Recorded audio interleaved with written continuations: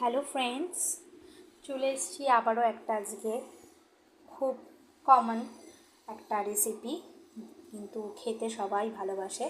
শীতকাল মানে আলুর দম কষা কষা, তাই আজকে একটু কষা আলুর দমের রেসিপি আপনাদের সামনে শেয়ার করলাম। আলুর দম করার জন্য লাগছে সেদ্ধ আলু, আমি আগের থেকে প্রেশার কুকারে একটা সিটি দিয়ে রেখেছি। আর লাগছে পেঁয়াজ আদা রসুন বাটা, কড়াইশুঁটি, পেঁয়াজ, টমেটো, কাঁচা লঙ্কা, কুচনো ধনেপাতা, আর গুঁড়ো মশলার মধ্যে নুন, লঙ্কার গুঁড়ো, হলুদ গুঁড়ো, ধনে গুঁড়ো, জিরে গুঁড়ো আর সামান্য চিনি। তো শুরু করা যাক আজকে আলুর দম। কড়াইতে সামান্য তেল দিয়ে তেল গরম হলে জিরে, শুকনো লঙ্কা ফোড়ন দেব। এরপর পেঁয়াজ কুচি, টমেটো আর লঙ্কাটা দেব। ফার্স্ট আমরা পেঁয়াজ কুচিটা দেব।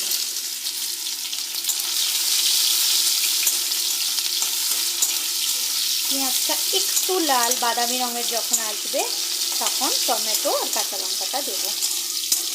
পেঁয়াজটা বাদামি হওয়া পর্যন্ত আমাদের একটু ভাজতে হবে। পেঁয়াজটা দেখুন হালকা বাদামি রঙের হয়ে এসছে। এই পর্যায়ে আমরা টমেটো আর কাঁচা লঙ্কাটা দিয়ে দেব।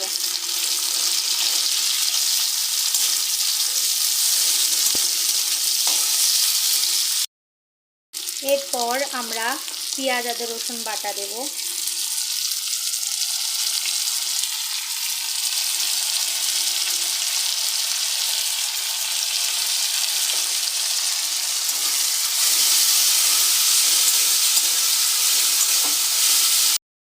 সমস্ত যে আমরা গুঁড়ো মশলা রেডি করে রেখেছিলাম সমস্ত দিয়ে দেব। দিয়ে ভালো করে কষিয়ে নেব যতক্ষণ না পর্যন্ত মশলা থেকে তেল ছাড়ছে।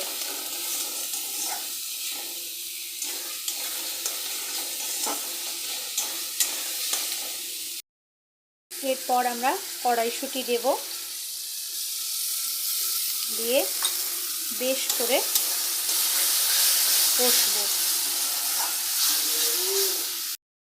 মশলাটা ভালো করে কষা হলে সামান্য পরিমাণে একটু জল দেব, মশলাটা যাতে না লেগে যায়।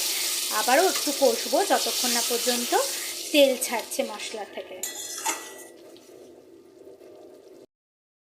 মশলা থেকে তেল দেখুন, মশলা থেকে তেল ছাড়তে আরম্ভ করেছে।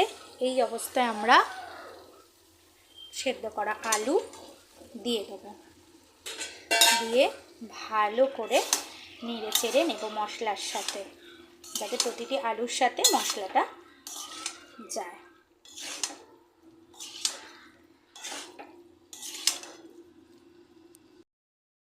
কষানো হয়ে গেছে আমাদের আলুর দম। সামান্য পরিমাণে একটু জল দিয়ে দেবো, যাতে একটু কাইটা হয়, লুচি তরকার সাথে খাওয়া যায়।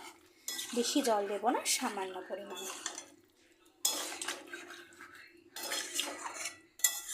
দিয়ে একটু সামান্য আমরা ঢেকে দেবো। দেখুন এটা একদম কষা কষা হয়ে গেছে। 5 মিনিট বাদে এরপর ঘি ও কুচনো ধনেপাতা দিয়ে আরেকবারও নেড়ে চেড়ে নেব।